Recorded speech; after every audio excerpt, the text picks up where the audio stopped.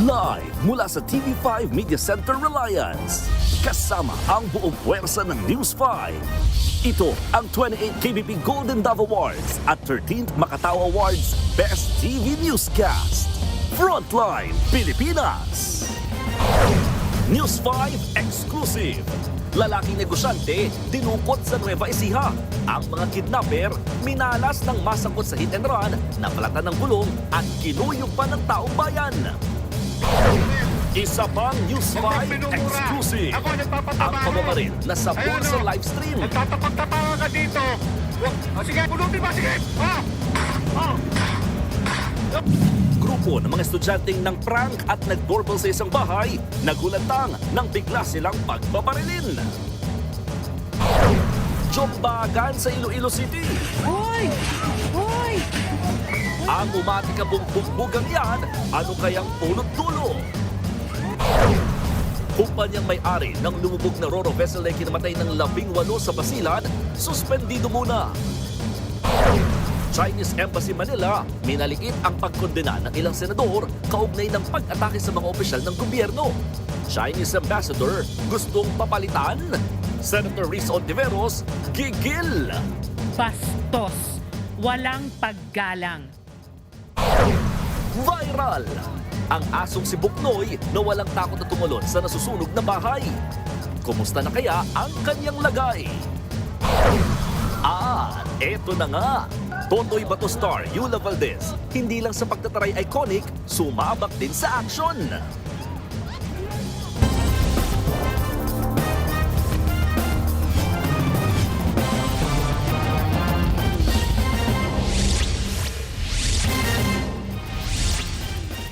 Sinuspindi na ang lahat ng passenger fleet ng kumpanyang may-ari ng lumubog na Roro vessel na ikinamatay ng 18 tao sa Basilan. Sa kabila niyan, nagpapatuloy pa rin ang search and rescue operations. Live mula sa Zamboanga City, nasa frontline na balitang yan, si Mon Gualvez. Mon, anong latest dyan? Julius, Cheryl, halos magdadalawang araw na mula nang lumubog ang MV Tricia Kirsten 3 sa Basilan at patuloy pa rin ang search and rescue operations para nga hanapin yung 10 pang nawawala. Pero base sa mga kaanak na humihingi ng tulong, mukhang lalampas na sa dineklarang bilang yung mga nawawala pa rin hanggang sa ngayon. Sa aerial inspection ng Philippine Coast Guard, makikita ang ilang debris o bahagi ng lumubog na MV Tricia Kirsten 3 sa karagatang sakop ng Basilan. Kasama nitong palutang-lutang sa tubig ang ilang gamit din ng mga pasahero. Kapansin-pansin din ang mga oil sheen mula sa kargang diesel ng barko, pero paniniguro ng Coast Guard kusa naman itong nawawala. Sabi ng Philippine Coast Guard, aabot sa 76 na metro o mahigit 200 talampakan yung lalim ng pinaglubugan ng Roro vessel. Hindi nito basta madaling masisid kaya kinakailangan na ng technical diver para masuri kung may mga tao bang naipit o nakasama sa lumubog na barko. Bukas sisimula ng pagsisid sa lumubog na barko kasama na ang remotely operated vehicle o ROV na kayang makita ang sitwasyon sa ilalim ng dagat. Nakalabas naman na halos lahat ng naunang isinugod sa ospital sa Basilan. Maliban na lamang sa 68 taong gulang na nanay ni Adzarhim. Halos 3 oras daw silang nagpalutang-lutang sa dagat bago nasagip. Hindi na namin alam kung mabubuhay pa kami o hindi na. Nasawi rin ang kapatid ni Adzarhim habang nawawala pa rin ang 2 taong gulang niyang pamangkin. Sinisisi nila ang luma na umanong barko. Sana yung barko, hindi na lang nila pinabiyahe kasi dating sira na yun. Pinabiyan na kami. Dati lang yung na-hijack, pinaayos. Tapos pagkaayos, pinabiyahe na. Kasi yung barko parang bulok na. Parang bulok na, hindi naman maayos. Pati yung mga boat niya, madali mapasok ng dagat. Sinuspindi na muna ng Department of Transportation ng lahat ng passenger fleet ng Allison Shipping Lines ang kumpanyang nagmamay-ari ng lumubog na Roro vessel. Aabot na kasi sa higit 30 ang naitalang maritime incidents sangkot ang mga barko nito. Pagdating po sa maritime safety, that is not negotiable. That is not optional. Maritime safety will always be the paramount and primordial concern lahat ng nataga-gobyerno. Binigyan ng 10 araw ang Marina at Coast Guard para magsagawa ng comprehensive maritime safety audit sa lahat ng barko ng shipping company. Nangangamba naman ang Basilan Chamber of Commerce sa magiging epekto nito sa kanilang ekonomiya. Gaya na lamang sa Lamitan City kung saan tanging barko lang daw ng Allison Shipping ang bumabiyahe. Ang Allison Shipping Lines. So, I hope na hindi to matagalan. So, ma-workout nila as soon as possible para yung daily, yung mga negosyante natin, lalo-lalo na yung mga maliliit na negosyante, so makapag-negosyo sila ng maayos. Aminado naman ang alkalde ng Zamboanga City, pamilya ng asawa niya ang isa sa may-ari ng Allison Shipping Lines. Dati rin daw siyang bahagi nito bago pumasok sa politika. They will bear the consequences, whatever yung dapat tulungan sa mga tao, tutulungan nila. They're willing to help. Wala namang sinasabing hindi yung company. Of course, nobody wants those things to happen. Dati ring naging kapitan ng barko ang alkalde, kaya teorya niya, Sa tingin ko, yung sabi nilang na pumutok, baka yung lashing.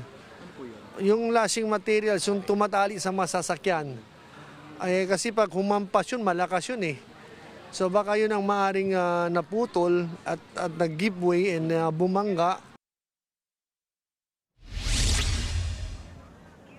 Julius, Cheryl, sa likod ko madalas nakikitang dumaraan yung mga bumabiyahing barko ng Allison Shipping Lines. Pero ngayon, nakatenga na lamang muna ito at nakadaong doon sa may pier mula rito sa natatatanaw ng mga tao sa Paseo del Mar sa Zamboanga City. Kaya naman, nakatakdang magbigay ang Marina ng special permit sa iba pang shipping companies na handang makapagbiyahe doon sa mga mababakanteng ruta ng Allison. At posible rin magbigay ng libreng sakay naman ng Philippine Coast Guard sa mga ruta na tanging Allison lamang ang mayroon. Samantala, patuloy pa rin ang mga kaanak at ilang mga family members ng mga nawawala pa rin na passengers dito nga sa lumubog na MV Tricia Kirsten 3. Ito'y nakikipag-ugnayan na sa Philippine Coast Guard at saka sa mga otoridad dito sa local government kasi nga lalampas na ito sa 10 na nawawala pa rin ngayon mula sa lumubog na Roro vessel base sa manifesto ng Philippine Coast Guard. Out of 10 kasi, Julius, Cheryl, 8 doon, tripulante kasama ni kapitan ng barko at isang PCG marshal. Kaya technically, 2 pasahero lamang ang hinahanap. Napakarami ng mga kaanak ang patuloy pa rin nagmamakaawa na malaman kung nakita na ba ang kanilang mga mahal sa buhay. Bahagi rin doon ito na magiging investigasyon ng Philippine Coast Guard kung sakasakaling maraming ang lumampas at hindi na ilista sa manifesto na bumiyahe sa naturang Roro vessel. Julius, Cheryl. Maraming salamat, Mon Gualvez. Nagprotesta at nagbarikada ang mga residenteng malalagay sa peligro ang kabuhayan sa balak na mining exploration sa Dupax del Norte, Nueva Vizcaya. Pero hindi nagpatinag ang mga pulis na naka-full gear pa. 7 ang inaresto. Narito ang Frontline Report.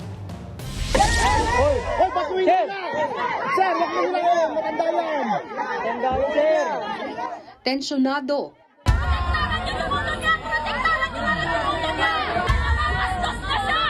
Umabot sa puntong nagtulakan.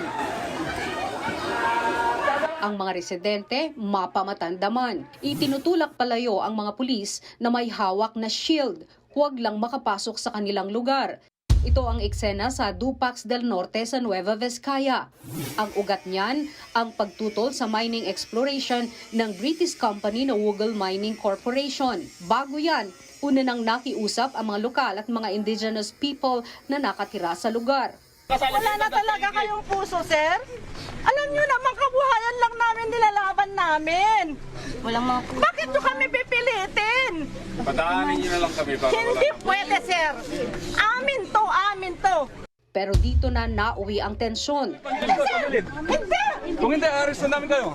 Sa inilabas na desisyon ng Regional Trial Court sa Bambang, pinaalis nito ang ginawang barikada ng mga residente noong pang September 2025 sa kahabaan ng Kion Barangay Road. Para yan sa mining exploration ng Wugel na may permit mula sa Mines and Geoscience Bureau noon pang August 2025. Sakop ng permit ang 3,100 hektarya ng 5 village. Inutusan din ng korte ang mga pulis para ipatupad ang writ of preliminary injunction. Pero kahit korte at gobyerno na ang nagpahintulot, mariing tumutol ang mga residente lalo't sila ang apektado ng pagmimina. Bukod sa epekto nito sa kanilang kabuhayan, takot din sila sa epekto nito sa kalikasan. Wala rin daw konsultasyon para sa gagawing exploration sa kanilang lugar. Kaya kahit anong pananaboy sa kanila ng mga pulis, gumawa sila ng human barricade para hindi ito makapasok, kumanta at nagdasal sila.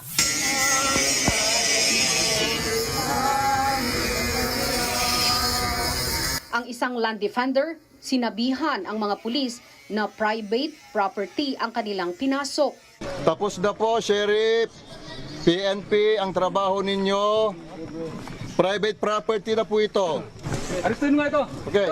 Pinusasan at inaresto. Isa siya sa 7 dinampot at inireklamo ng mga pulis. Pero ibinasura ng korte ang reklamong yan. Nanawagan naman kay Pangulong Bongbong Marcos at iba pang lokal na gobyerno ang International Coalition for Human Rights in the Philippines na palayain na ang mga naaresto. Samantala, sinusubukan pa ng News 5 na kunan ng pahayag ang Department of Environment and Natural Resources o DENR at ang Wugol Corporation. Pati naman ang mga migranteng Pinoy at mga nasa United Kingdom nagkasa ng protesta sa headquarters ng Wugol Corporation. Patuloy namang kinukondena ng iba't ibang human rights groups ang ginawang pag-aresto sa Dupax del Norte 7. Nagbabalita mula sa Frontline, Margie Bentulan, News 5. Nagkalat sa Nagtaan flyover ang kargang putik ng isang truck at nagdulot yan ng pagbigat ng traffic at may ilang naglakad na lang. Narito ang Frontline Report. Tulong-tulong ang mga tauhan ng MMDA sa pagpapala ng mga putik na yan sa northbound lane ng Nagtahan flyover sa Maynila. Isinara ang bahagi ng flyover alas 4:30 ng umaga para isagawa ang paglilinis. Tumapot kasi ang putik na karga ng isang dump truck. Ayon sa driver, galing Pandakan ang karga nilang panambak na hinukay mula sa ginagawang skyway. Dadalhin sana nila ito sa Ubando, Bulacan para doon itambak nang biglang kumalas ang lock sa likuran ng truck. Habang pong pahon po ako dito sa tulay na to, mabilis po yung takbo ko kasi nakabuelo po ako galing dun sa kabilang tulay. Naramdaman ko po yung pagpatak ng mga putik, doon na po ako banda sa Kaya napansin ko, huminto na ako, doon na lalo bumuhos yung karga. Doon na rin nagsimula ang matinding daloy ng trapiko sa lugar, kaya maraming motorista ang naperwisyo. Grabe, sobra. Kasi imbes na naghahabol kami ng oras ng mga resebeo deliver namin, nauubusan na kaming oras dito pa lang. Grabe grabe. May emergency pa nga ho akong sakay. Ilan din sa mga pasaherong papasok noon sa trabaho ang napilitan na lang maglakad. Nabalitaan ko kasi na nagsanar daw, so naglakad na lang. Kaya kailangan ng tumulong ng mga tauhan ng DPWH at Manila LGU para mapabilis ang paglilinis. Sa huli, tiniketa ng driver dahil sa obstruction ay dinulot ng insidente. Inabot din ang pasado alas 8 ng umaga bago muling nabuksan ang daan. Nagbabalita mula sa Frontline, sa Eileen de la Cruz, News 5. Nakuha na ng video at na-livestream pa ang aktwal na pamamaril ng isang lalaki sa Nueva Ecija. Dahilan ng suspect, naingayan daw siya at nayabangan sa kapitbahay. Nasa frontline ng balitang yan si News 5 Mr. Exclusive, Gary De Leon. Huwag mo akong minumura! Ako nagpapatrabaho! Naka-livestream ang away ng dalawang lalaki sa Peñaranda, Nueva Ecija. Ayan, nananakot, 40 baril. Ang isa, armado habang cellphone lang ang pantapat ng kaalitan niya. Maya-maya, biglang nauwian sa pamamaril. Nagtatapag-tapangan ka dito. Sige, murahin mo ako na murahin. Oy, punutin ba? Sige.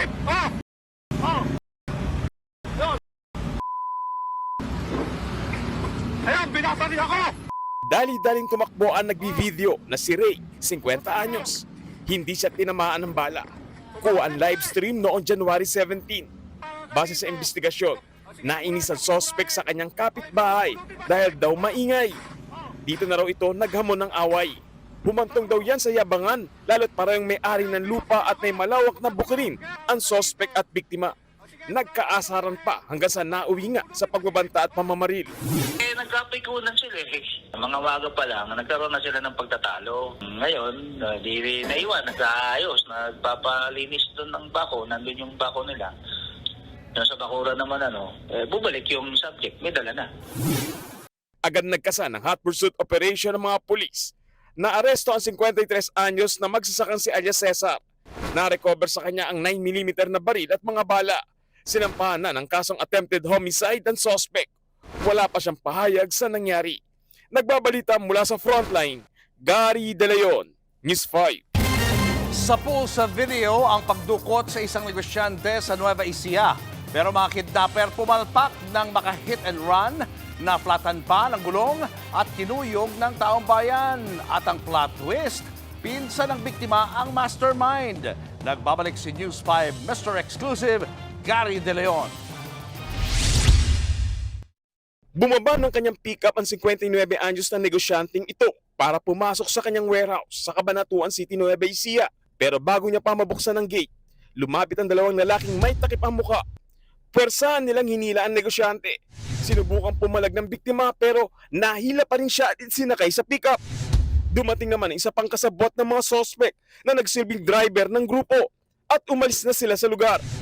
Hindi na nakita ang mga sunod na tagpo pero tumawag daw ang mga suspect sa pamilya ng biktima gamit din ang kanyang cellphone. Humingi sila ng 5 milyong pisong ransom money. Sa kalagitnaan ng pagdukot, naka-hit and run ang pick-up sa kalapit na barangay. Kinuyog sila ng taong bayan, kamalas-malasan pang na-flat ang gulong ng sasakyan. Ang mga suspect walang nagawa kundi umeskapo. Naiwan nila ang dinukot na negosyante, pero tinangay ng isa sa mga suspect ang cellphone ng biktima. Ang kaisa-isang bagay na ninakaw nila ang naging dahilan kaya naaresto ang mastermind. Sa pamamagitan ng GPS, na-track ang cellphone sa San Miguel, Bulacan. Dito na napag-alaman na dating pulis na nag-awol ang mastermind. Ang matindi pa, pinsan siya ng biktima. Arestado rin ang dalawa niyang kasabwat na nagtago naman sa Palayan City, Nueva Ecija. Aminado ang dating pulis na plinano niya ang kidnapping para makaganti sa pang-aapiraw sa kanya ng pinsan. Masama daw loob ng tao, yung pulis. At nire-reject daw siya o dinidenied or dinidisregard yung pag humingi siya ng tulong. Sinampahan ng kasong kidnapping ang mga suspect. Nasa maayos naman na lagay ang biktima. Nagbabalita mula sa frontline, Gary De Leon, News 5. Magka-holding hands habang ilang beses na nagnakaw ang magkasintahan sa Antipolo City. Pero walang forever. At nang magkaroon ng lovers quarrel o LQ ang mga suspect, doon na sila nabisto at naaresto. Narito ang report. Sweet na sweet at magkaakbay pa ang magka-live-in na ito ng masapul ng CCTV sa harap ng isang tindahan sa Antipolo, Rizal. Nang makalapit, imbis na bumili, tinangay ang tip box ng tindahan. Lumabas ang tindera pero di niya napansin na may nawawala. Nagpanggap pa ang babae na magpapaload habang unti-unting lumalayo ang boyfriend niya. Sumunod din ang babae kalaunan at sumakay sila ng tricycle palayo sa lugar. January 21 nang makuna ng video na yan. Pero ang dalawang magkasintahan, tila ginagawang babe time ang pagnanakaw. Nasapul pa ulit sila sa CCTV nang tangayin nila ang cellphone ng isang tindera sa isa pang tindahan sa parehong barangay. Nasapul din sa CCTV ang lalaki na mag-isang pumasok sa coffee shop. Palingon-lingon pa siya at nang maispatan ang cellphone na naiwanan ng cashier sa likod ng kaha ay dali-dali itong dinekwat. Laking gulat na lang daw ng bantay ng coffee shop nang mawala ang kanyang gamit. Yung time po na yun, may kinuha lang po ako sa loob ng shop po namin. Then mga ilang minuto lang po pagbalik ko po, wala na po dun yung cellphone ko. Kunwari pa raw nagde-date ang dalawa, pero mukhang paraan nila yan para manmanan ng lugar bago sila magnakaw. Palakad-lakad po sila sa shop namin, pabalik-balik po sila. Siguro mga ilang days na po din namin silang nakikita na padaan-daan po sila sa place na yon. Sobrang sweet po nila, tandem po silang dalawa. Mula sa in a relationship, naging wanted bigla ang status ng magkasintahan. Ayaw pa rin nilang paawat sa pagnanakaw. Itong Sabado, sa tapat ng isang convenience store ang date nila. Hindi kita sa video pero may customer pa sa katabing mesa. At nang makahanap ng tiyempo, pasimpleng kinuha ng lalaki ang isang cellphone. Sumakses na naman sa pagnanakaw. Pero gaya ng normal na magkasintahan, nagka-lovers quarrel ang dalawa. Sa tindi na kanilang away, isinumbong sila ng kanilang kapitbahay sa barangay. Dito na nga sila namukaan at nabisto ang serye na kanilang pagnanakaw. May tawag sa akin na may nag-aaway. Kaya pinapuntahan ko sa tanod at nung mahuli namin yung magjowa, nakumpirma namin na sila rin yung mga salarin sa pagnanakaw ng mga cellphone dito sa Antipolo. Parehong walang trabaho ang magka-live-in bagamat may dalawa silang anak. Hindi na nila itinanggi ang krimen pero nagpalusot pa rin. Gipit lang po. Wala lang pong trabaho. Dala lang po siguro dahil walang-wala. Magkasama po kami kahit walang-wala kami. Kahit wala pa po kaming bahay. Ganun. Hawak na ng mga pulis ang magkasintahan. Nakakulong sila sa magkahiwalay na selda at nahaharap sa mga reklamong pagnanakaw at alarming scandal. Nagbabalita mula sa Frontline. Sa Eileen de la Cruz, News 5. Nagpapasalamat naman ang Armed Forces of the Philippines sa pagligtas ng China Coast Guard sa mga Pilipinong tripulante malapit sa Bajo de Masinloc. Pero hindi raw nila yan pwedeng gamitin para mang-gaslight na para bang hindi sila nangaharas. Nasa Frontline na balitang yan si Brian Castillo. Ang mga kababayan nating iyan na nalagay sa alanganin nang lumubog ang sinasakyan nilang cargo ship malapit sa Bajo de Masinloc na iligtas sa tulong ng Chinese Coast Guard. We are happy na ligtas yung ating mga kababayan. Natutuwa tayo, ligtas sila. Sa kabila niyan, duda ang Armed Forces of the Philippines sa pagiging masigasig ng China sa pagbibida sa pagsagip nila sa mga tripulanting Pilipino na para bang walang nangyaring pambobomba noon ng tubig. Ayun, bumangga na naman po, bumangga na naman. Pagbangga at pagbuntot sa mga barko ng Pilipinas ng mga dihamak na mas malalaking barko ng China sa West Philippine Sea. It is one action of a Coast Guard to save life at sea. It will not erase the hundreds of coercive and aggressive actions done in the past. Hindi raw basta-bastang mabubura ang paulit-ulit na panghaharas sa atin ng China. Samantala, mas pinaigting ng AFP at PCG ang pagbabantay sa ating soberanya, partikular na sa West Philippine Sea. Lalo't baka pag-interesan ang anunsyo ni Pangulong Bongbong Marcos na bagong diskubring gas sa Malampaya. Isinagawa rin ang ika-11 bilateral maritime cooperative activity ng Pilipinas at Amerika. Pero simula pa lang, may namataan na agad na nakabuntot na barko ng China. Yung nakita natin is Jiangdao class frigate nila. Ng pangalan ay Xianing 500 yung bow number. At ang pinakamalapit na distance niya sa atin is 3.7 nautical miles. Pero lumayo rin siya ng lumayo. At hindi rin naman siya naka-distract sa exercise natin. Nagsanay sila sa itinilagang exercise box sa loob ng Exclusive Economic Zone o EEZ sa West Philippine Sea. Hinasa ang kakayahan ng Philippine Navy, PCG at US Navy. Nag-conduct tayo ng maneuvering exercises, communication exercises, at saka deck landing, including replenishment at sea. Nagsimula ang Maritime Patrol Exercise noong January 25 at matagumpay na nagtapos kahapon. Nagbabalita mula sa Frontline, Brian Castillo, News 5. Habulan at sakitan, yan ang eksena sa Iloilo City na kinasangkutan ng 2 lalaki at ilang miyembro ng LGBT. Nangyari pa yan sa gitna ng piyesta. Narito ang Frontline Report. Bumulabog sa ilang residente sa Iloilo City ang maaksyong eksena na yan Lunes ng umaga. Pilit binuksan ng 2 lalaki ang pinto ng nakahintong taxi. Nang mabuksan, agad na hinampas ng lalaki ng folding chair ang pasaherong miyembro ng LGBTQ. Pumalag naman ang hinampas at sinipa ang lalaki. Agad niyang hinabol ito at inundayan ng sapak hanggang sa mahulog sila sa hagdanan at bumagsak sa tapat ng isang barbershop. Agad bumangon ang lalaki at pilit na gumanti. Kasunod din ang kasama niya, pinagtulungan nila ang LGBTQ member. Pero rumesbak din ang 2 kasama ng LGBTQ member. Isa sa kanila, hinampas din ng upuan ang mga lalaki. Tuloy ang rambulan sa loob ng barbershop hanggang sa pilit ng hinila palabas ng kanyang kasama ang LGBTQ member. Hindi pa natapos dyan ang gulo. Dahil sa isang video, naghabulan pa ang mga ito. Base sa investigasyon, lasing na ang mga sangkot sa gulo. Galing daw ang 2 grupo sa isang bar noong huling gabi ng Dinagyang Festival sa lungsod.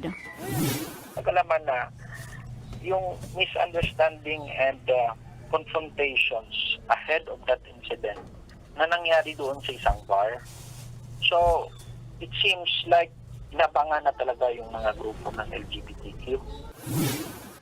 Tukoy na raw ng mga pulis ang mga miyembro ng LGBTQ, pero inaalam pa ang pagkakakilanlan ng dalawang lalaki. Pinag-aaralan din nila kung sasampahan ng kaukulang reklamo ang mga sangkot. Sa isang bar naman sa La Union, makikitang sumasayaw ang drag queen na si Matilda kasama ang ilang kaibigan. Nang lumapit ang isang lalaking naka-brown at biglang hinatak ang wig niya. Tinulak pa siya ng lalaki at nakipagtalo. Agad namang umawat ang mga tao sa lugar. Ayon sa drag queen, nagalit daw ang lalaki dahil sinumbong niya na maingay at magulo ang grupo nito. Sa huli, ineskortan palabas ang lalaki. Sa pahayag na inilabas ng bar, mariin nilang kinukundina ang anumang karahasan at pambabastos sa kanilang mga performer, customer at staff. Nagsorry din sila sa drag queen at nangakong pagtitibayin pa nila ang staff response at safety measure ng bar para hindi na maulit ang nangyari. Nang dahil dito, hindi na kailanman maaring bumalik sa bar na yon ang nanakit na lalaki. Nagbabalita mula sa Frontline, April Cuesta, News 5.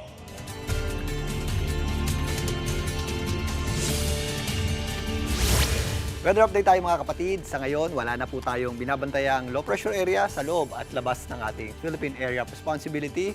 Ito namang ating shear line, umatras din po yan ng bahagya. Pero yan po ay nagpapaulan pa rin sa ilang bahagi ng Visayas at Mindanao at nananatili pong malamig ang ating panahon.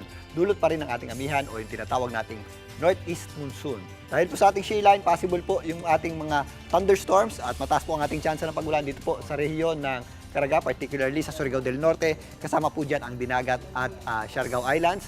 Samantalang ang natitirang bahagi ng Mindanao, possible naman yung ating mga isolated lamang o localized na pagulan o thunderstorms tuwing sumasapit ang hapon at gabi. Umatas na rin po yung epekto ng ating shear line pero nagpapaulan pa rin po yan sa ilang bahagi ng Samar at Leyte provinces.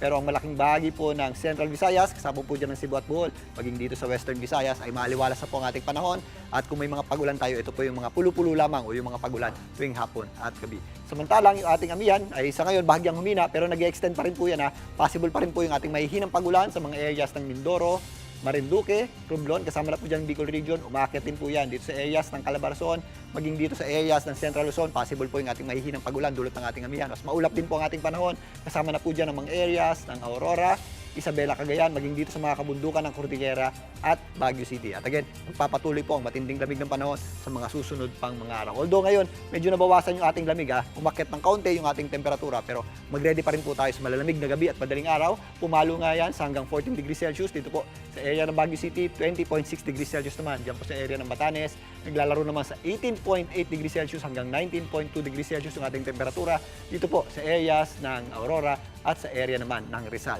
Tumaas ng bahagya yung ating temperatura dito sa Metro Manila pero mahirap pa rin pong maligo sa gabi. At lalong-lalo na sa mga papasok sa madaling araw, nasa 23.8 degrees Celsius naman yung ating temperatura para sa Metro Manila. Samantalang, mas maulap na ang panahon natin ngayon sa Metro Manila at possible din po yung ating mahihinang pagulan dahil sa epekto ng ating amihan o yung ating tinatawag na northeast monsoon. Atras po yan ng bahagya. Sa mga susunod na araw, mas magiging maaliwalas po at mas magiging maganda yung sikat ng ating araw in the next 2 to 3 days. At possible naman, if ever may mga pagulan tayo, ito po yung mga daglian lamang o yung mga dumadaang pagulan tuwing sumasapit ang hapon at gabi. At yan muna ang latest sa ating lagay ng panahon. Muli ako po ang inyong weather frontliner, Alvin Pura. Lagi may panahon para sa iyo.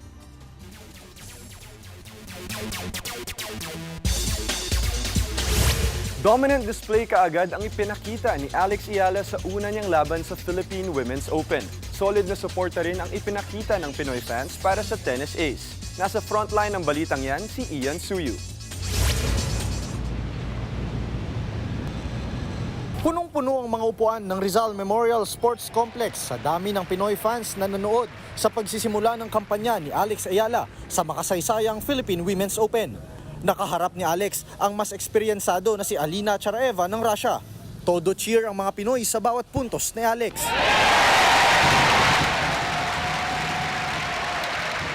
Hindi naman sila binigo ng Pinay tennis ace na humataw sa laban.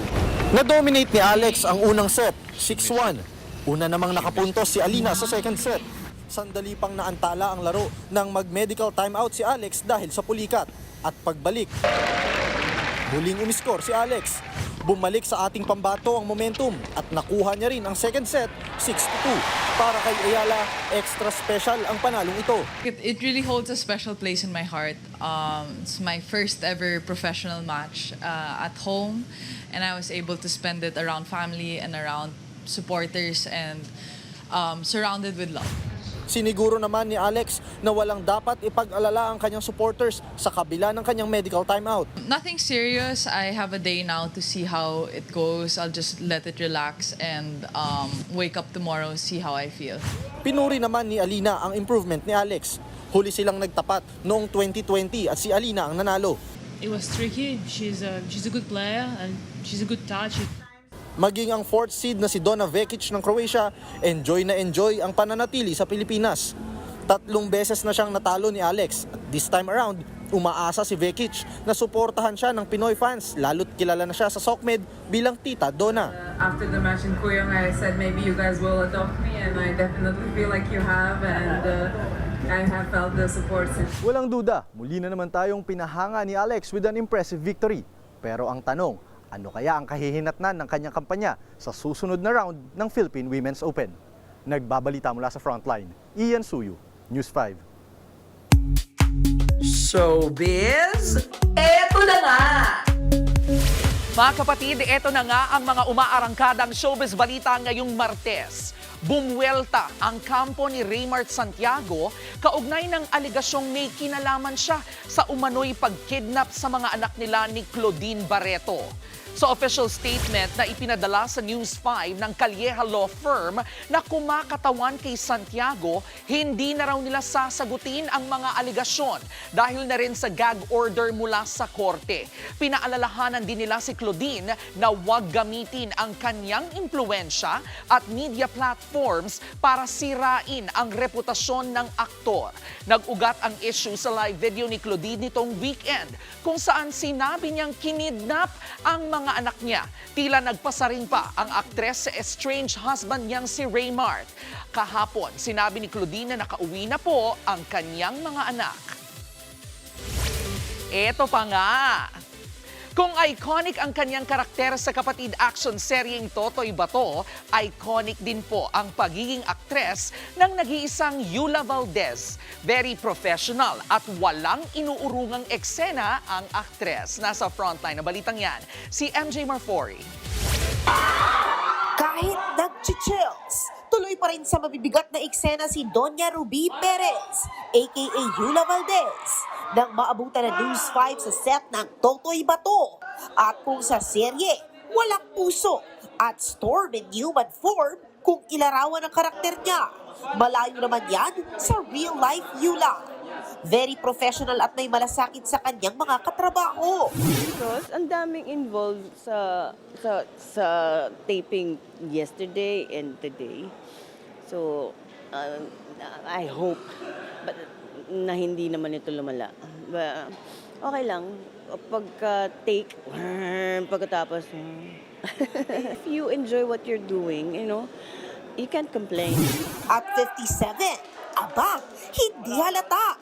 Dahil si Yula, palaban pa rin sa mga action scene. Kaya naman todo ang pagmamalaki niya kay Ruby. Kaya natutuwa siya na may following na rin ang kanyang now iconic character. Well, yung background niya is medyo questionable from the slums and well, I'm not saying na pag sa slums ka pero siya may mga ginawa siyang hindi maganda to rise to power.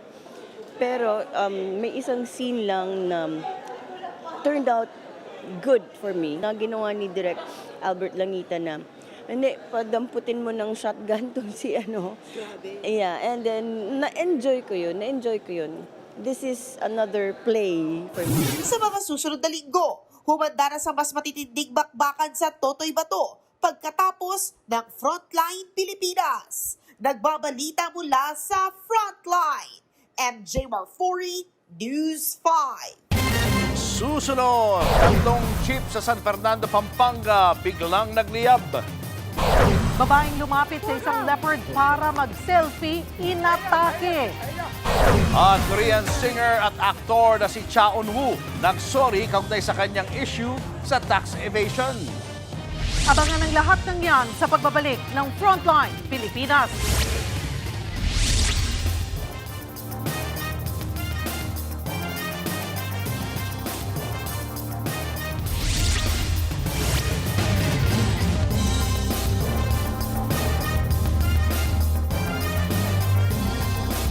Mga kapatid, Cheryl Hosing po. Maging maalam at may pakialam sa mga napapanahong issue at headlines. Mag-follow at mag-subscribe na sa social media pages ng News 5.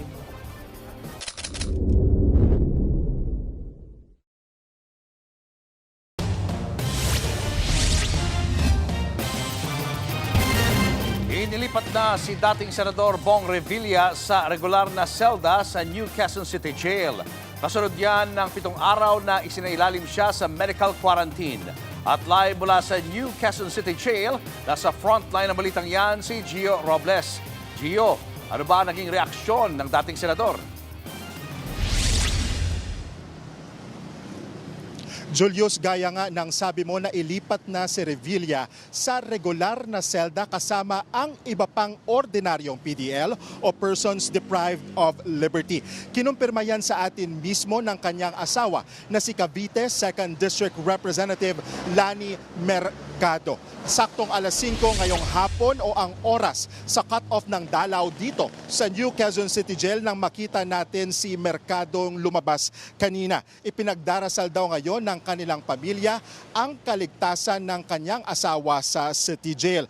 Ayon pa kay Mercado, nakakakain at nakakatulog naman ang dating senador sa loob ng piitan. Hindi pa malinaw sa ngayon kung sino ang mga kasama o kakosa ni Revilla sa kanyang selda. Wala pang nailalabas na pahayag ukol dyan ang BJMP o Bureau of Jail Management and Penology. Pero nauna nang sinabi ng BJMP na umapila ang 4 sa mga kapwa-akusado ni Revilla gaya ng mga dating DPWH engineers mula Bulacan na sina Bryce Hernandez at JP Mendoza na huwag silang isama sa iisang selda. For context, nahaharap sa kasong graft at malversation sina Revilla kaugnay sa umano'y multong proyekto kontra baha sa may Pandi, Bulacan. Bumisita rin ang ilan sa mga kaanak ni Revilla dito gaya ng kanyang kapatid na si dating Antipolo Mayor Andeng Inares at maging yung mga anak ni Revilla sa pangunguna nga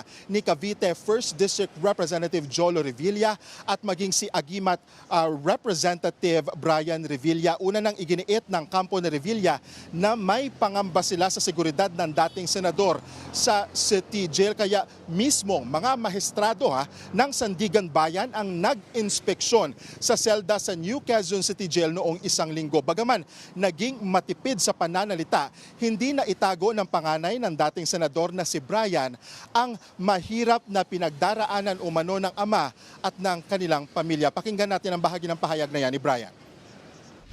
He's coping and so mahirap lang din po sa amin and it's hard for me to also express how I really feel because it's a hard position to be in right now. Salamat po sa panalangin.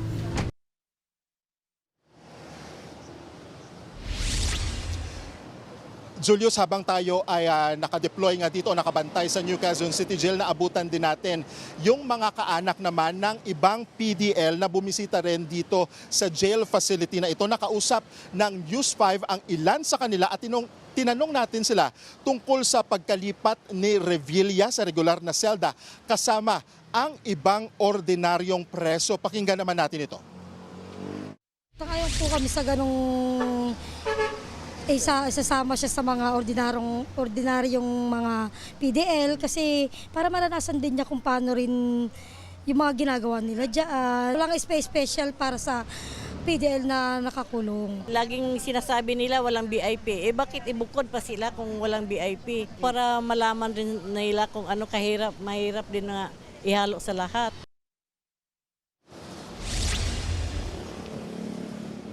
Julius, nakatakdang maglapas ng desisyon ang Sandigan Bayan sa motion ng kampo ni Revilla na ilipat siya sa PNP Custodial Facility dyan po sa may Campo Crame, kung saan din siya nakapiit noong una siyang makulong dahil naman sa pagkakadawit niya sa pork barrel scam. Binigyan ng Anti-Graft Court ang Ombudsman Prosecution Panel na magkomento sa apela na yan bukas, Miyerkules, January 28. Samantala, sa February 9 naman, nakaschedule ang bagong arraignment o pagbasa ng sakdal kay Revilla at sa kanyang mga kapwa akusado. Julius, balik sa iyo.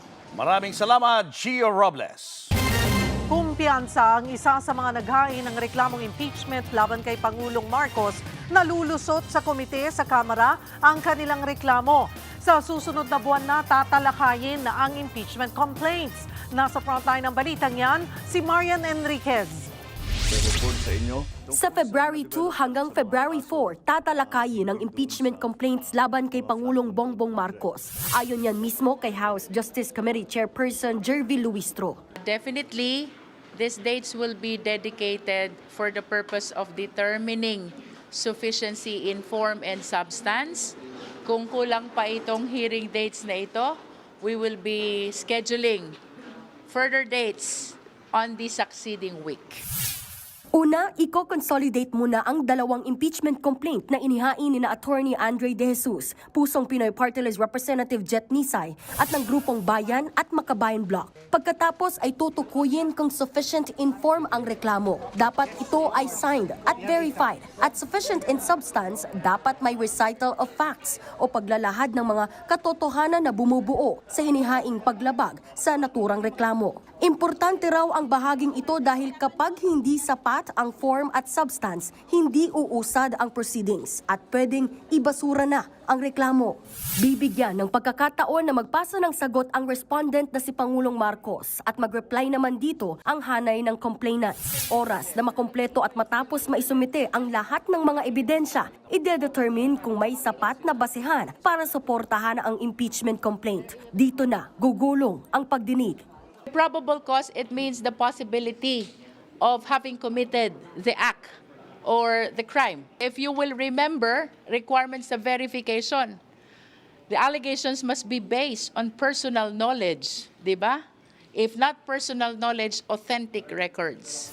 Mag-iimbita ng mga complainant, testigo at maging ang respondent o si Pangulong Marcos. Pero prerogative raw ng Pangulo kung dadalo o hindi sa pagdinig. Mayroong 60 session days ang komite para magsumite ng kanilang findings and recommendations na pagbobotohan sa plenaryo. Kailangan ng 1/3 ng mga kongresista o 106 na boto kung i-impeach o hindi ang Pangulo sa plenaryo. Nanindigan si Luistro na sa kabila ng naunang naging pahayag ni Speaker Bogie D na walang basehan ng impeachment laban sa Pangulo, mananatili ang independence at pagiging patas ng Committee on Justice. I am expecting the entire Justice Committee to act with utmost independence and impartiality. Kumpiyansa ang isa sa mga complainant na si dating Congressman at Bayan Muna Chairperson Nery Colmenares na lulusot sa review ng komite sa form at substance ang kanilang reklamo. Meron din daw sapat na basehan ang kanilang grounds na inihain. The President is a strong ground for impeachment, for betrayal of public trust. So we're confident, all things being equal, in an ideal world where decisions are made on the merits and on the law, we will win the grounds on impeachment dito sa kasong ito. Samantala, sa February 6 na matatapos o maglalaps ang one-year bar rule sa paghahain ng panibagong impeachment complaint laban kay Vice President Sara Duterte. Ayon kay Luistro, handa silang dinggin din ang impeachment ng bise, oras na i-refer ito sa kanilang komite, kasabay ng impeachment hearing sa Pangulo. Nagbabalita mula sa Frontline, Marian Enriquez, News 5. Sa ibang balita, nagmistulang bonfire ang ilang jeep sa San Fernando, Pampanga. Hinihinalang sinilaban ang isa sa mga jeep hanggang sa nadamay ang iba pa. Narito ang Frontline Report. Sa kuha ng CCTV na ito, pasado alas 3:30 ng umaga kahapon, makikita ang isang lalaking lumabas mula sa isang jeep sa parking lot ng palengke sa San Fernando, Pampanga. Mabilis siyang umalis at tumawid ng kalsada. Maya-maya pa, makikitang nagliliwanag at umuusok na ang loob ng sasakyan. Ilang segundo lang at nagliyab na ito. Hanggang sa lumaki ang sunog at nadamay na rin ang dalawang katabing jeep. Hindi nakita sa video pero isa sa mga may-ari ng jeep, sinubukan pang alisin sa nasusunog na lugar ang kanyang sasakyan pero bigo naman siyang masagip ito. Tumulong din ang mga nakakita na apulahin ang apoy bago dumating ang mga bumbero. Base sa ulat ng BFP, umabot sa first alarm ang sunog bago ito tuluyang maapula mag-aalas 4:30 na. Ayon sa barangay, tinatayang nasa 450,000 hanggang 600,000 pesos ang halaga ng mga nasunog. Dahil bukod sa 3 jeep na natupok, 3 pang nakaparadang jeep ang bahagyang napinsala. Sa ngayon, nasa kustodiya na ng pulis ang lalaking nakunan sa CCTV bilang person of interest sa kaso, habang gumugulong pa rin ang investigasyon. Nagbabalita mula sa Frontline, Margie Bentulan, News 5.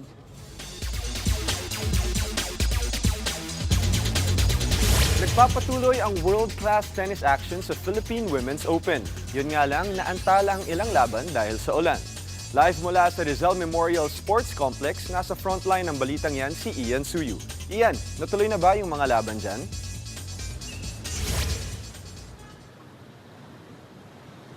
Diego, dahil nga sa masamang lagay ng panahon, naantala lang yung ilang mga laro para sa second day ng main draw ng Philippine Women's Open dito sa Rizal Memorial Sports Complex. At yung mga matches kasi dito, originally scheduled yan na 2 p.m.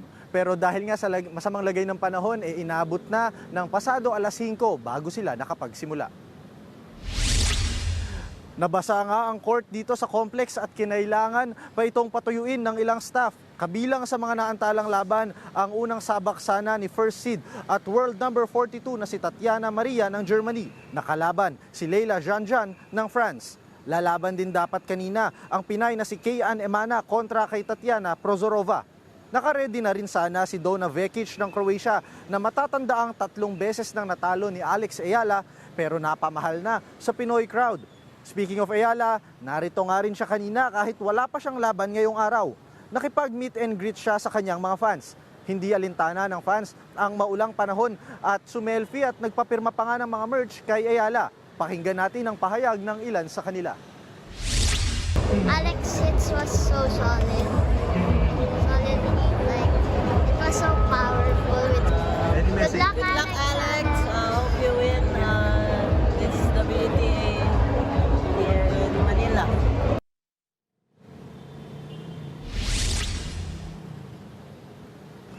Diego, ongoing na nga yung ilang mga matches dito pero base sa inilabas na guidelines ng mga tournament organizer natin ay hindi na muna lalaruin or idaraos yung mga doubles matches kung saan may mga Pinay nga sana tayong naka-ready or naka-line up for tonight. Yan muna ang latest mula dito sa Rizal Memorial Sports Complex. Diego? Maraming salamat, Ian Suyu. Showbiz, eto na nga! Mga kapatid, eto na nga. Naglabas na ng pahayag si Astro member Cha Eun-woo matapos po siyang madawit sa issue ng tax evasion na nagkakahalaga ng 20 billion won o higit 800 million pesos. While on his military training, sinabi po ni Eun-woo na makikipagtulungan siya sa mga otoridad kaugnay ng tax issue. Ano pa man ang kahinatnan nito? Ayon pa sa reports, iniimbisagahan kung may bahagi ng kita ni Eun-woo ang dumaan sa kumpanya ng kanyang ina. Mas mababa raw kasi ang binayarang corporate tax ng umano'y paper company ng ina ni Eun-woo kaysa sa personal income tax. Giit naman ng agency ni Eun-woo, legit ang kumpanya. Sa gitna po ng issue, napaulat ding may ilang brands ang inalis na muna ang ads ni Eun-woo. Susunod, lalaki tinadtad ng saksak ng dahil sa utang 100 pesos. Grupo ng mga estudyanteng nag-doorbell prank sa isang bahay, pinagbabaril ang sinasakyan nila. At babaeng nag-selfie ilang metro lang mula sa isang leopard, inatake. Yan at iba pa sa pagbabalik ng Frontline Pilipinas.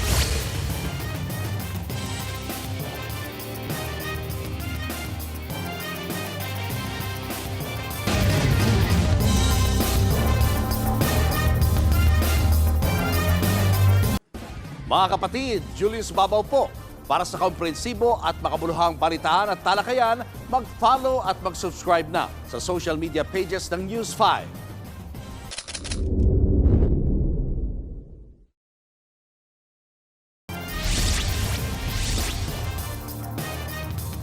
Nalagay sa alanganin ang buhay ng 6 na estudyante dahil sa kanilang doorbell prank sa Lipa, Batangas. Napikon kasi ang residente at pinagbabaril ang sinasakyan nilang kotse. Nasa frontline ng balitang yan, si Gary De Leon. Kita pa ang mga tama ng bala sa isang kotseng ito na pinagbabaril ng isang residente sa Barangay Marauy sa Lipa City, Batangas. Sakay ng kotse ang 6 na grade 12 students nang mangyari ang pamamaril. Kwento ng mga estudyante, susunduin sana nila ang isa nilang kaklase pasado alas 2 ng madaling araw kahapon. Pero bago ito sumakay sa kotse, napagtripan itong mag-doorbell sa isang bahay bilang prank. Di yan nagustuhan na nakatira sa nasabing bahay. Nakasakay na sa kotseng ito yung 6 na estudyante at paalis na sana sa lugar nang bigla silang abulin ng isang lalaki at pagbabarilin ng kanilang sinasakyang kotse. Yung lalaki pala isa sa nakatira sa bahay na kanilang pinagtripang i-doorbell. Maswerteng wala namang tinamaan sa mga sakay ng kotse. Dumiretso sa istasyon ng pulis ang mga estudyante para i-report ang nangyari. Nagsagawa naman ng follow-up operation ng mga pulis at inaresto ang gunman. Wala pang pahayag ang sospek pero ayon sa mga pulis, maaaring nainis at nabulabog sa pagkakatulog ang sospek. Kaya namaril. Nakumpiska sa kanya ang isang baril at mga bala. Lisensyado naman ang baril pero ayon sa mga pulis, di naman nangangahulugan ito na pwede nang mamaril ang may-ari. Katwiran din daw ng sospek ay self-defense ang ginawa niya pero di kumbinsido ang mga pulis. Kung wala na yung aggression na tinatawag, yung actual and physical aggression at wala na sa panganib yung taong dumidepensa, ay maaaring hindi niya ma-avail yung self-defense. Sa kabila niyan, may paalala rin ng mga pulis sa mga nangtitrip na kabataan Na umiwas sa mga ganitong klaseng prank kasi hindi natin masabi, may mga mainitan ng ulo o kaya baka mapagkamalan silang magnanakaw, kaya baka maaari pang ikapahamak ng mga bata. Sinampanan ng kasong frustrated murder ang suspect. Nagbabalita mula sa frontline, Gary De Leon, News 5. Nang dahil sa masamang tingin, pinatay sa saksak ang isang binatilyo sa Cotabato. Habang sa Bukidnon, may senior citizen na binaril ng nagpanggap na delivery rider. Aniya sa frontline sa balita, si Bril Montalvo ng News 5 Mindanao. Nakahandusay at duguan ang lalaking yan matapos pagbabarilin sa gate ng kanyang bahay sa Maramag, Bukidnon. Nakilala ang biktima na si Ronald Valenzuela, 70 anyos. Batay sa investigasyon, nagpanggap umano na magdi-deliver ng parcel ang salarin. Sakay ito ng motor na walang plaka. Nang makalapit ang salarin sa biktima, binaril niya ito ng 2 beses sa ulo sabay sibat. Naisugod pa ang biktima sa ospital pero idineklara rin itong dead on arrival. Inaalam pa kung sino at ano ang motibo ng salarin. Sa Valencia City naman, tadtad naman ang saksak ang 51 anyos na lalaki sa isang gasolinahan. Magpapagasolina sana ang biktima nang lapitan siya ng suspect para singilin sa utang niyang 300 pesos. Nang hindi magkasundo, doon na siya sinaksak ng suspect. Nagpapagaling na ngayon ang biktima sa ospital, habang inaresto naman ang suspect at mahaharap sa kasong frustrated murder. Sa Matalam, Cotabato, patay ang 19 anyos na lalaki matapos tadtarin ng saksak kagabi. Kinilala ang biktima na si John Paul Eridonio. Ayon sa pulis, hindi magkakilala ang biktima at ang suspect. Nagkasalubong sila sa kalsada at nagkaangasan lang. Nagkataon ding parehas na nakainom ang dalawa. Medyo nagkatinginan lang, no? Siguro, hindi nagkaintindihan, nagkatinginan, masama ang tingin. So nagbanta na babalik, no? Babalikan ka namin. So itong suspect nag-prepare naman. At nung lumabas na siya ng gate ng boarding house, nakita niya na nandun na yung biktima kasama yung 2 pang kasama. Nagkaroon ng konting kumusyon at naghabulan hanggang sa naabutan ng suspect itong biktima. Naisugod pa ang biktima sa ospital pero hindi na ito umabot. Agad namang sumuko ang 20 anyos na suspect na kinilalang si Jerry Ambok. Mahaharap siya sa kasong murder. Nagbabalita mula sa frontline, Bril Montalvo, News 5 Mindanao. Sa ibang balita, nakakabastos daw ang tila pantutrol ng Facebook page ng Chinese Embassy Manila. Inaatake raw nito ang ilang opisyal ng pamahalaan ng Pilipinas, kaya dapat na raw palitan na ang Chinese ambassador at ideklarang persona non grata ang deputy spokesperson ng Chinese Embassy. Nasa frontline ng balita niya, si Mobile Journal, Merimon Reyes. Ang Facebook post na yan ng Chinese Embassy Manila, pinanggigilan ni Senator Risa Hontiveros. Tila minamaliit daw kasi nito ang resolusyong pinirmahan ng 15 senador na kumokondena sa mga pahayag ng Chinese Embassy laban sa mga opisyales ng gobyerno ng Pilipinas. Ganyan pa rin ang tono nila, bastos, walang paggalang. At gusto pa rin nila sila ang masusunod. Hindi lang sa dagat ng Pilipinas, hindi lang sa social media ng Pilipinas, pati sa Senado ng Pilipinas. Sa pagtalakay kanina sa Senado, lumutang ang posibilidad na ideklarang persona non grata si Deputy Spokesperson of the Chinese Embassy Go Wei at palitan ang Chinese Ambassador to the Philippines na si Jing Quan. Sa huli, ipinagpaliban muna ang pag-apruba ng Senado sa naturang resolusyon. Nagmosyon si Senate Minority Leader Alan Peter Cayetano na idaan sa pagdinig ang issue para malaman kung ano ang sinabi ni Philippine Coast Guard Commodore J. Tariela na ikinagalit ng China.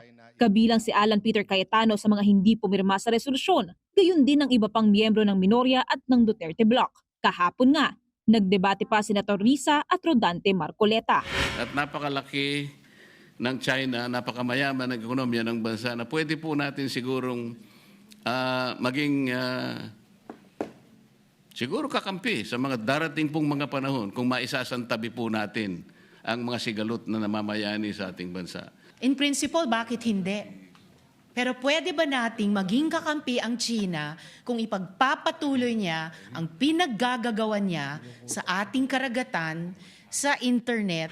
Isda. Bukod kay Marcoleta, hindi rin kasama sa mga pumirma sa resolusyon si Senador Robin Padilla. Suggestion pa nga niya. Matagal ko na rin sinabi na may budget naman ng Coast Guard, ba't di kayo bumili ng mas malakas na water cannon at gumanti kayo? Sagot dyan ni Tariela. Dahil nga alam natin na ang China ay humahanap ng paraan para maisisi sa atin ang pagtaas ng tensyon sa West Philippine Sea. The moment we use our water cannons, the Chinese Coast Guard may have a justification to increase their aggression to the next level. Pati ang Armed Forces of the Philippines, giniit na may ebidensya sila tungkol sa iligal na aktibidad ng China at panghaharas nito sa mga Pilipino. The facts on the ground do not lie. We have videos for this to supplement all our reports. Hence, we leave it up to the Filipino people to be the judge. Nagbabalita mula sa frontline. Kapatid Mobile Journalist Merimon Reyes, News 5.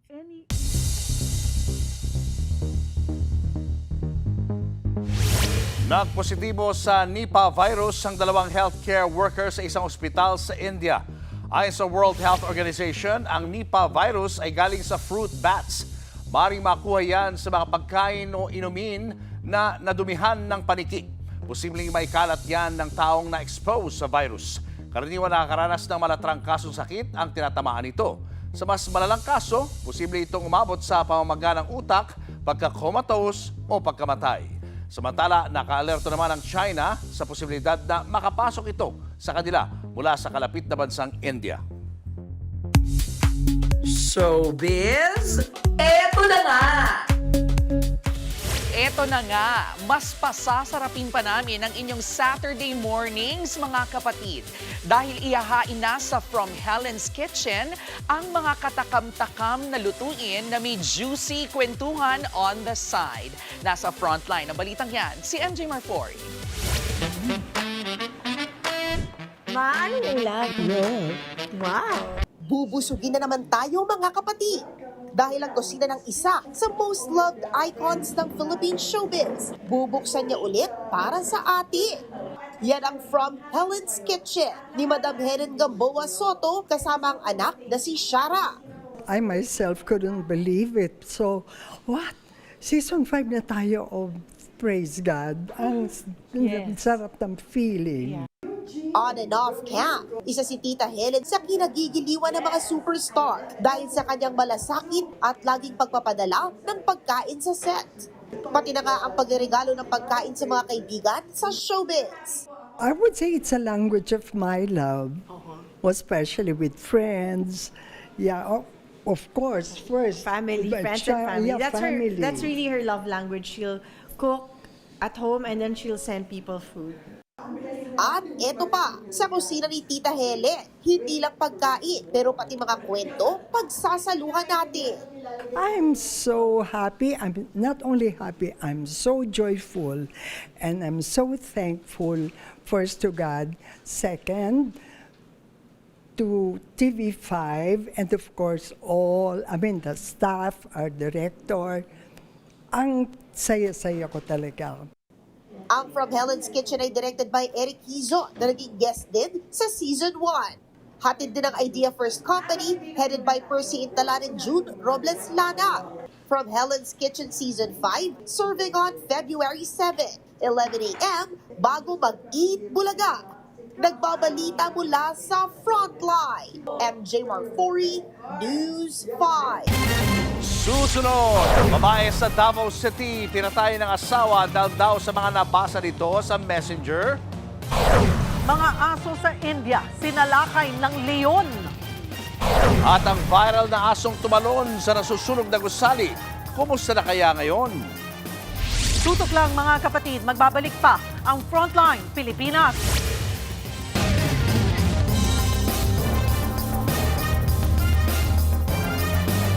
Mga kapatid, Cheryl Cosim po. Maging maalam at may pakialam sa mga napapanahong issue at headlines. Mag-follow at mag-subscribe na sa social media pages ng News 5.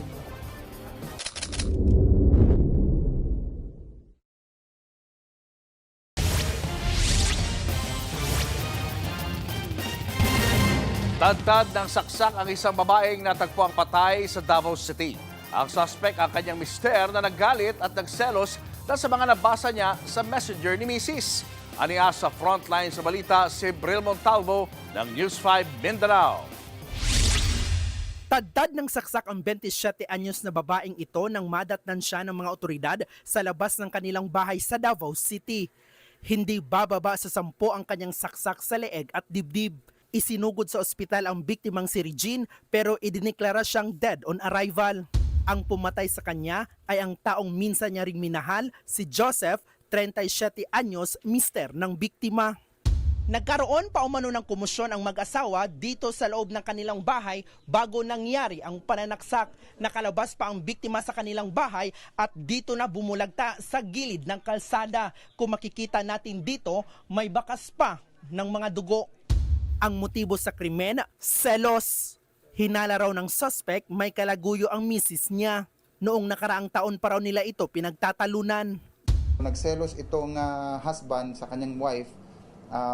Accordingly, may nabasa siya ng mga text messages and exchange of messages doon sa FB Messenger ng kanyang wife. Pati ang nanay ng suspect na umawat sa pananaksak ng anak, nagtamo rin ng sugat. Naaresto naman ang suspect. Nakuha sa kanya ang kutsilyong ginamit sa krimen. Hindi na siya nagbigay ng pahayag bagamat mahaharap ang suspect sa reklamong parricide at frustrated parricide. Nasa pangangalaga na rin ng DSWD ang 3 minor de edad na anak ng mag-asawa. Nagbabalita mula sa Frontline, Bril Montalvo, News 5, Mindanao. Aapila ang kampo ni dating Pangulong Rodrigo Duterte hinggil sa desisyon ng ICC na fit to stand trial ang dating Pangulo. Para kasi sa abogado ni Duterte, hindi raw ito nabigyan ng due process. Nasa frontline ng balitang yan, si Camille Samonte. Dismayado at naghahanda ng umapila. Ganyan ang tugon ng kampo ni dating Pangulong Rodrigo Duterte sa inilabas na desisyon ng International Criminal Court hinggil sa kalusugan ni Duterte.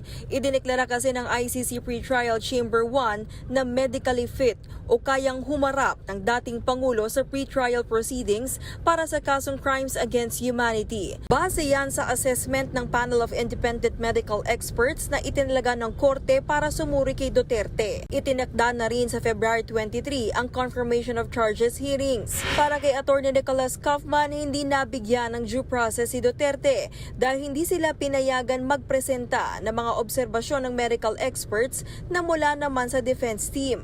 Ito raw ang igigiit nila sa kanilang apela. Nag-react naman dyan si mamamayang Liberal Representative Laila De Lima. Anya, dapat nang itigil ng mga Duterte ang drama at ituloy ang kaso. Delaying tactic lang daw ang paggamit ni Kaufman sa umano'y mental incapacity ni Duterte. Ayon naman kay ICC Assistant to Counsel Attorney Cristina Conti, hindi na pwedeng mapigilan ang confirmation of charges hearing kahit pa umapela ang defense team. Kinontra rin ni Conti ang pahayag ni Kaufman na hindi napagbigyan ng defense team na questionin ang medical report ng independent panel. Wala akong nakikita ngayon na may court practice na matapos tingnan ng independent panel of experts. Ibig sabihin, hindi para sa prosecution, hindi para sa defense, may papayagan na isang partido na magpresenta ng sariling eksperto na kukontra dun sa independent panel of experts. Samantala, nasa dahig ngayon si Vice President Sara Duterte para dumalaw sa kanyang ama. Ayon sa bise, alam na niyang matutuloy na ang confirmation of charges. I think part naman na siya sa process, no? Madugay na nato na siya gihulat. So, ang family, wala pa mi nakadiscuss og statement. We should come out with a statement.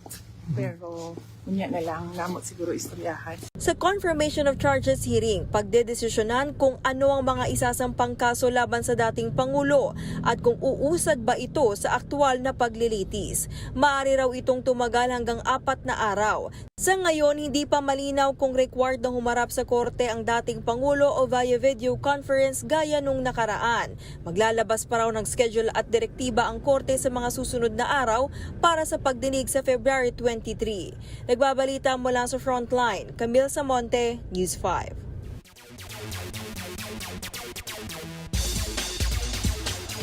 Pangmalakasan ng laro ni Alas Pilipinas star Mark Espejo sa TSG Skyhawks sa Taiwan Professional Volleyball League. 转守为攻的机会，对，马可轰拍，哇！恭喜得手之后还落地敲一下。 Pinalo ng Skyhawks sa laban na yan ang Tao U1 Leopards. Wagi ng Player of the Game award si Mark. Nagambag siya ng 17 points on 12 attacks, 2 blocks at 3 service points. January 21 lang lumipat sa Skyhawks si Mark at ramdam kaagad ang kanyang impact. Nasa second place ngayon sa standings ng liga ang Skyhawks. Maglalaro na para sa Zeus Coffee Thunderbell si veteran spiker Rachel Ann Dakis. Inanunsyo mismo yan ng Thunderbell sa kanilang social media pages. Nagtitraining na rin si Rad kasama ang Thunderbells. Huling naglaro si Rachel para sa sister team ng Thunderbells na Farm Fresh Foxies. Reunited si Rachel sa dati niyang katandem sa Signal HD Spikers na si Jovelyn Gonzaga. Inaabangan na nga ng fans ang pagbabalik ng Gonzakis duo sa pagsisimula ng bagong season sa PVL. Yan muna ang latest sa Frontline ng Sports. Ako po, si Diego Dario. Susunod, babaeng magse-selfie lang sana sa isang snow leopard, biglang inatake at muntik pang maging tanghalian. At ang kontrobersyal na pahayag ng Chinese Embassy Manila na naghahalin tulad sa wolf at hyena, pati ang Lion King na damay. Ang mga hayop na yan kilalanin sa K-Alaman. Tutok lang mga kapatid, magbabalik pa ang Frontline Pilipinas.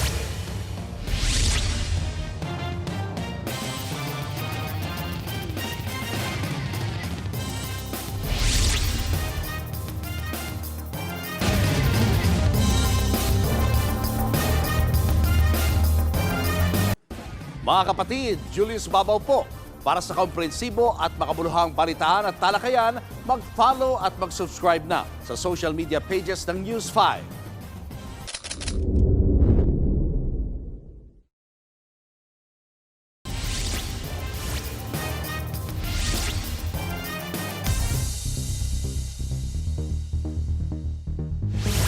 Sa pool sa CCTV ng elevator ang pagnanakaw ng snatcher sa isang doktor sa India.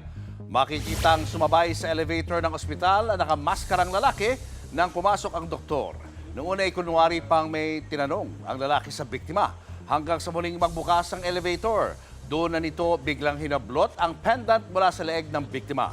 Dahil dito, kinabahala naman ng publiko ang seguridad sa itinuturing na prestigyosong ospital. Patuloy pang iniimbestigahan ang insidente at pagkakakilanlan ng salarin. Inatake ng snow leopard ang isang turista sa China. Ang biktima sinadyang lumapit sa hayop para mag-selfie. Yan at iba pa sa Frontline News Abroad. Sa gitna ng makapal na nyebe sa China, nakakagimbalang sinapit ng babaeng muntikang maging tanghalian ng isang snow leopard. Kitang gwardyado ng hayop ang biktima. Dumating naman agad ang rescue team at nasagip ang babaeng duguan ng muka. Base sa investigasyon, lumapit ang biktima sa kinaroroonan ng snow leopard para mag-selfie. 3 meters lang daw ang layo niya nang biglang umatake ang hayop. Nasa maayos naman ng lagay ang biktima. Dito naman sa factory ng semento sa Junagadh sa India, malaya ang mga aso. Sa di kalayuan, makikita ang isang paparating na mabangis na hayop, isang leon. Agad nagpulasan ng mga aso at nagsitahulan. Ang bantay ng factory, isinara ang gate. Naiwan sa labas ang asong puti. Tinugis ito ng leon pero nakalusot ang aso papasok ng compound. Hindi na yan bago sa naturang factory dahil noong nakaraang taon ay nabulagari ng leon ang isang tauhan nito. Binalaan na ang mga residente sa lugar na mag-ingat sa gumagalang leon. Nagbabalita mula sa Frontline, Faye Tobias, News 5.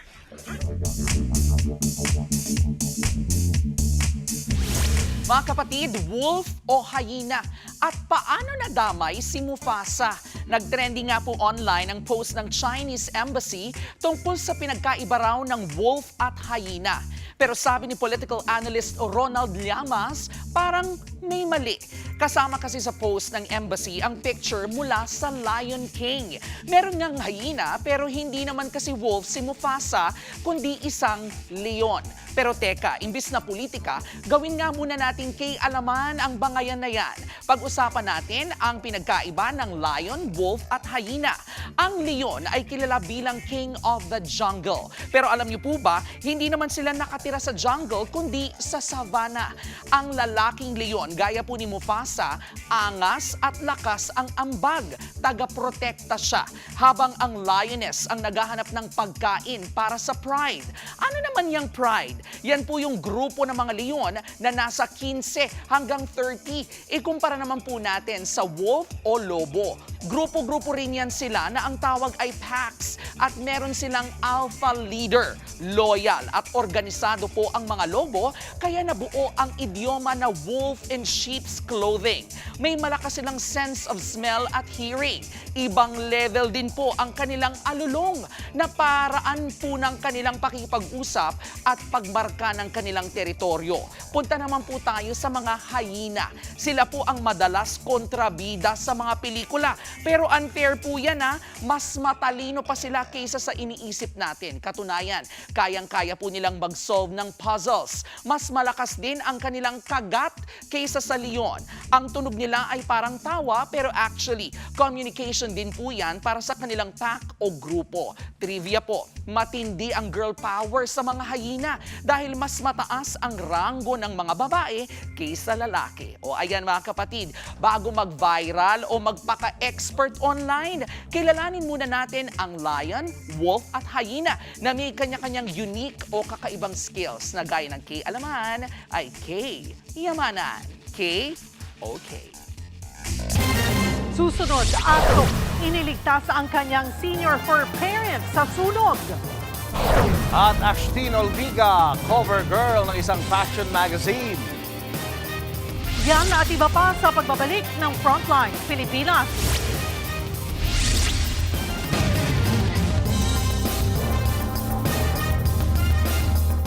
Mga kapatid, Jervy Wrightson po. Eto na nga. Para sa latest showbiz news at iba pang K-alaman, mag-follow at mag-subscribe na sa social media pages ng News 5.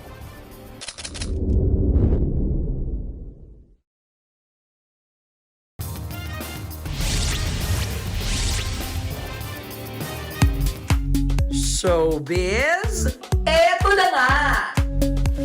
Mga kapatid, eto na nga, the spotlight is on para kay rising star Ashton Olviga bilang bagong cover girl ng isang fashion magazine. Si Ash looking fresh and dreamy sa kanyang white dress at beige na wide brim hat. Ito na po ang ikalawang pagkakataon na naging cover girl si Ash. Abangan niyo po ang release ng February-March issue na yan sa katapusan ng buwan. Ito pa nga, engaged na ang K-pop demon hunter singer na si EJ sa kanyang music producer boyfriend na si Sam Kim. Sa Instagram nga po, shinare ni EJ ang sweet photos nila ng fiancé.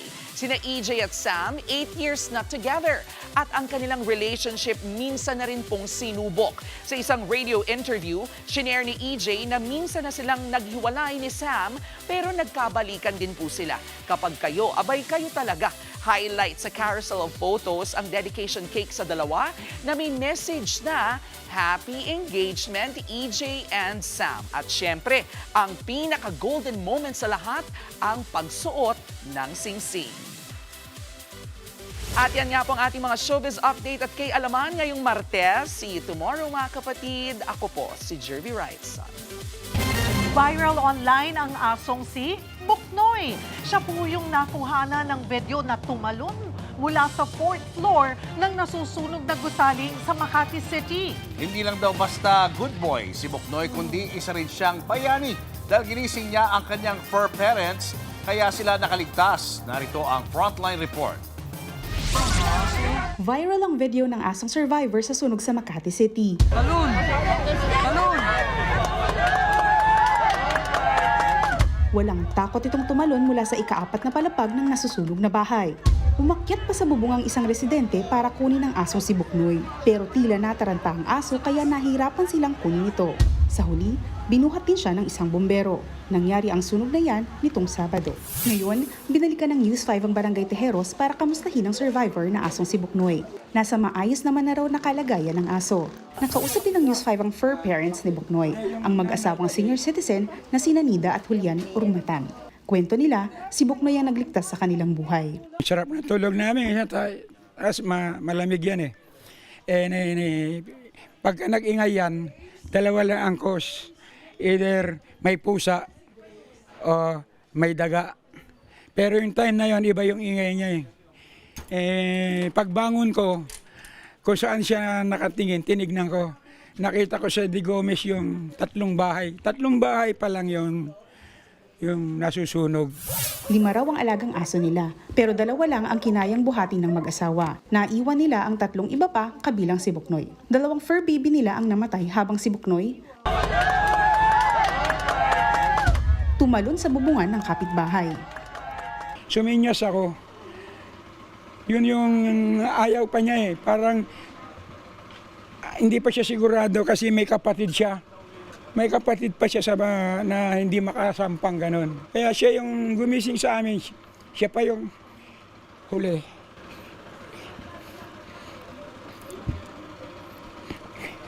Okay. Siya yung huli. Iligtas kami. Superhero. Sa ngayon, nasa bahay na si Buknoy kasama ang kanyang 2 kapatid at ang kanilang fur parent. Nasira man ang kanilang bahay at nalagasan ng 2 miyembro, may pagkakataon silang bumangon ng magkakasama. Nagbabalita mula sa Frontline, Ana Cruz, News 5. Galing ni Buknoy! Hero talaga si Buknoy. May mga dogs din kayong ganyan? Wala ako talagang aso pero meron ng mahal na aso. Hindi akin yung aso Ako may dog ako isa lang. Si Pony. Ako yung Kayo, baliktad. dami. Yung dog ko, siya ginigising ko. Pag may tao. Uy, tao. Sa ang hilig doon, manghuli ng ipis. Hindi daga or pusa. Ipis, ang kanya expertise. Kakaiba naman, kakaiba. Mahalin niyo ang mga dogs niyo. I love you, Pony. Yes, oo. Abangan niyo ulit kami bukas dito sa TV5 sa 1PH RPTV, True TV 105.9 through FM. Kami ang inyong mga kapatid sa balitaan at public service. Walang iwanan sa Frontline Pilipinas.